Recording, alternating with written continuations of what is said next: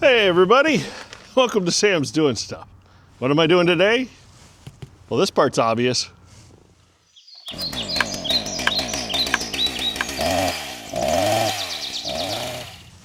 Oh, there's something here. Could this be the culprit? Well, I don't know. It's a piece of a nail, but that doesn't... Might have created a little bit of a leak. Let's put some air in it, find out.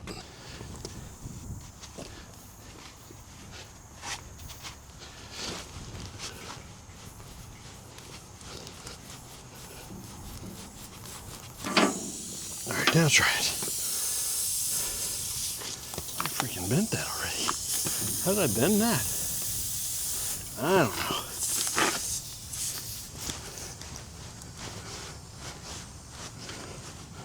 Get in there, come on. Get in there. Almost. Hard enough, I think. Almost. That's gonna be good enough. Ready? 1, 2, 3, pull it. I think I got it.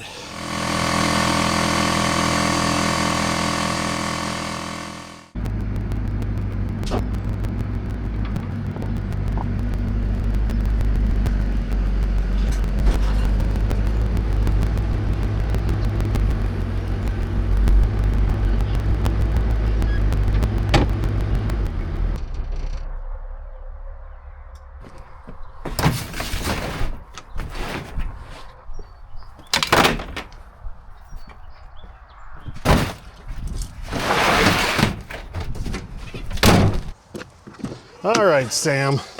So what are you really doing today? Well, getting that tire fixed because I had to load the excavator in here, and that tire is a one-day tire now. I'm gonna have to get it replaced. Anyway, this is extremely exciting. So I have a tree service company that has been supplying me with the logs that I've been cutting up and making firewood. Well, you know, tree services have to do what they've got to do, and he had to clear out his lot. And I'm running out of logs, and he's running out of logs. And so I just took it upon myself. Next door, literally next door, you know, and around here next door is, you know, a little ways down the road, there is a mountain of logs that has just been sitting there for probably a year now. Well, they're building over there, and I stopped by and asked, and he said, yeah, you can have them. So we're gonna go get them.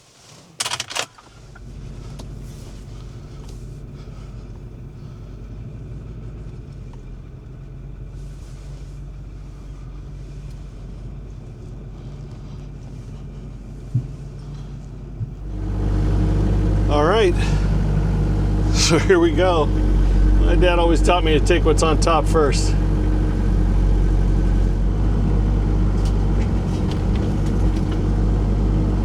Now, will it fit in the trailer?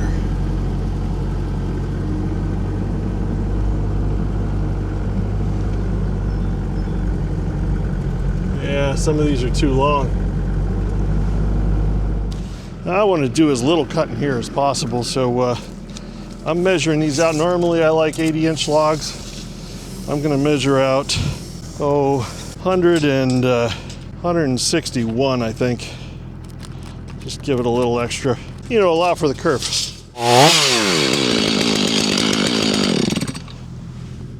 Oh, this is where if I had a second guy, it would be great.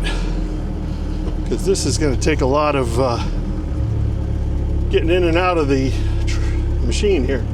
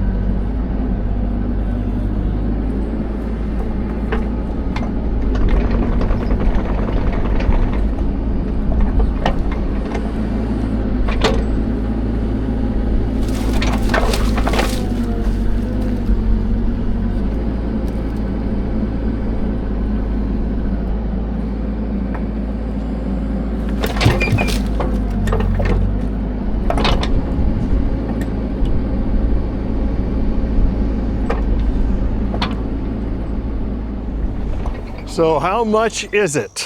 Well, first of all, I gotta tell you, all the good that this is the best firewood score I've ever had. For me personally, first of all, the largest amount, and we'll get to the amount of firewood in just a second.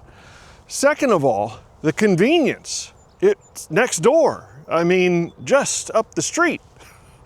So to obtain it. Third of all, I have to thank my brother John again. The excavator being here is the only way that I could pick up those logs. Some of them are just ginormous. I mean, incredible. Anyway, then this stuff has been sitting for about a year. I think it's a little bit over a year actually. So what does that mean for me? Well, that 12 cords by Easter, the timeline has been stretched out now because so much of this is very dry, and as soon as I split it, it'll be ready to burn. And finally, the amount. How much? Well, I know because I watch Hometown Acres that Adam has a 14-foot dump trailer like mine, and he filled it with logs, and he sold it for $300, and he wanted to, I think it was $300, don't quote me on that. Anyway, he wanted to find out exactly how much firewood was in his 14-foot dump trailer full. And he got 1.66 cords, so 1 2/3 of a cord out of that full dump trailer load. So if I am conservative and I estimate that I get a 1.5 cords out of each load, I had 9 full loads that I dumped here in the yard. And 9 loads, let's just say 8 loads. 8 loads is that 12 cords I was looking for. 8 times 1.5, that's 12 cords. So 12 cords plus, and of course a lot of that, because I'm so picky, is gonna be scrap or stuff from my dad, which doesn't get wasted. And that's good, that's all good. But this is gonna be, it's gonna make it, it's gonna do, you know, this is all I need for this year. Anything else is icing on the cake. I'm just so thrilled. Oh, so I have to say thank you to them. And the way I'm gonna say thank you is I'm gonna split up some firewood just for them.